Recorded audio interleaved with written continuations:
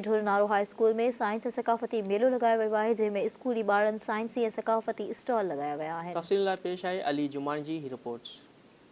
ढोरनारो high school पारां 2 रोज़ा साइंसी ऐं सकाफ़ती मेलो लगायो वियो, जंहिंजो इफ़्तिताह DC उमरकोट डॉक्टर MB राजा धारे जो जिन कयो। स्कूल जे ॿारनि ऐं मुख़्तलिफ़ साइंसी ऐं सकाफ़ती स्टॉल लगाया विया।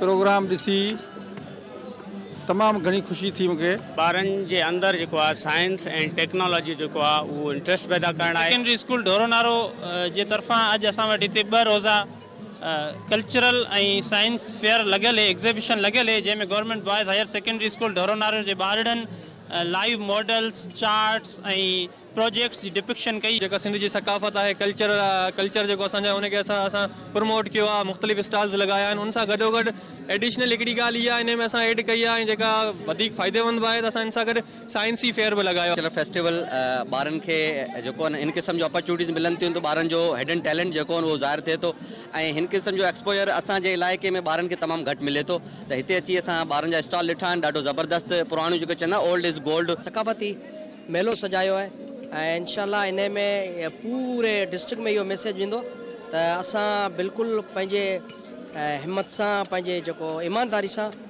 कमु करे रहिया आहियूं। इस मेले में अची तमामु घणी ख़ुशी महसूस थी रही है, ऐं हिते इन कामयाब प्रोग्राम ते आऊं साईं ईदल कुंभार ऐं संदुस टीम के जेको मुबारकबाद पेश करियां थो। सकाफ़ती मेले में शरीक मेहमाननि तोड़े स्कूल जे ॿारनि उस्तादनि चयो त असांखे पंहिंजे मुल्क जी तरक़ी लाइ पंहिंजे सकाफ़त तोड़े साइंसी दुनिया में अॻु ॿेरा रहण लाइ इन क़िस्म जा मेला लॻाए ॿारनि में सुजागी पैदा करणु घुरिजे। कैमरामैन टीम सां गॾु अली जुमानी, धरती TV न्यूज़ ढोरनारो।